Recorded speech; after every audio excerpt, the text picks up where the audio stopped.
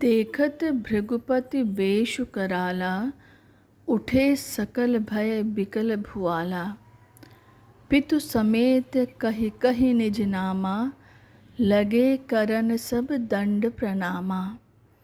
जेहि सुभाय चितवहि हितु जानी, सो जानई जनु आई खुटानी। जनक बहोरि आय सिरुनावा, सीय बुलाई प्रणाम करावा। आशीष दीन सखी हरसानी, निज समाज लय गई सयानी। विश्वामित्र मिले पुनियाई, पद सरोज मेले दऊ भाई। राम लखन दशरथ के धोठा, दीनहि असीस देखि भल जोटा।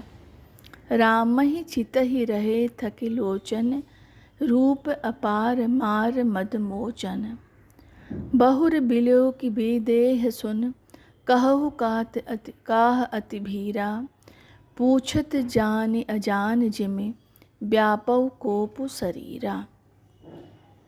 अर्थात भृगुवंशी परशुराम जी के भयानक वेश को देखकर सभा में उपस्थित सभी राजा भयभीत हो गए और व्याकुल होकर खड़े हो गए।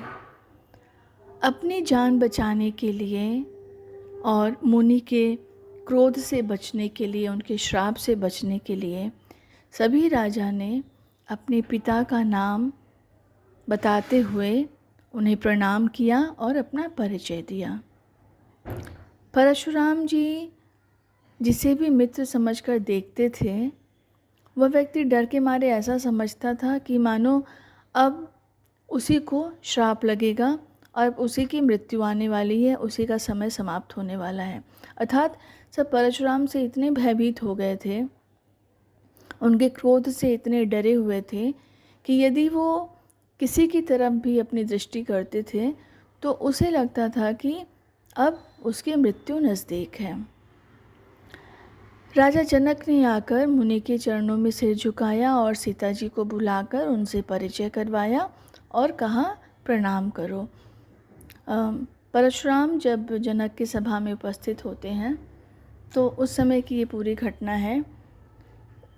अत्यंत क्रोधित होकर परशुराम जी आते हैं क्योंकि शिव का धनुष टूट गया था और उनके चाल ढाल से, उनकी इस प्रकार की उपस्थिति से, उनकी वेशभूषा देखकर सभी वहाँ पर भयभीत हो गए हैं।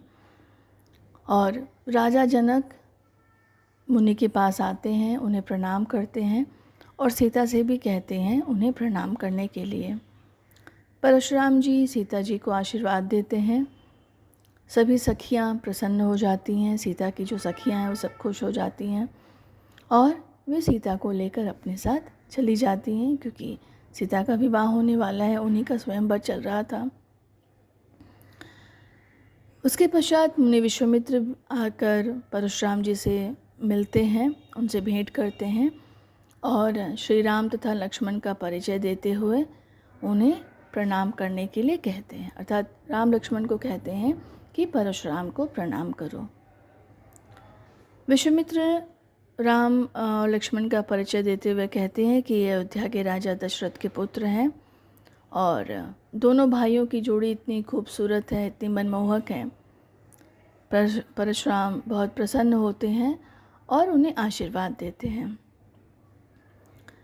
जब परशुराम राम और लक्ष्मण को आशीर्वाद दे रहे होते हैं तो राम के चेहरे पर जब उनकी दृष्टि पड़ती है, जब वो देखते हैं तो राम की सुंदरता को, उनकी चेहरे की निश्चलता को देखकर वो अभिभूत हो जाते हैं, मुग्ध हो जाते हैं। लेकिन फिर उनकी दृष्टि धनुष के टूटे हुए टुकड़ों पर पड़ती है और वो कहते हैं कि ये भीड़ कैसी है यहाँ पर। मतलब वो सब कुछ जान रहे हैं कि स्वयंवर सभा चल रही है, लेकिन फिर भी वो प्रश्न करते हैं और बहुत ही क्रोधित हो जाते हैं और इस क्रोध भरे स्वर में ही राजा जनक से पूछते हैं कि ये भरी भीड़ यहाँ पर क्यों है, अर्थात इस सभा में इतनी भीड़ क्यों है।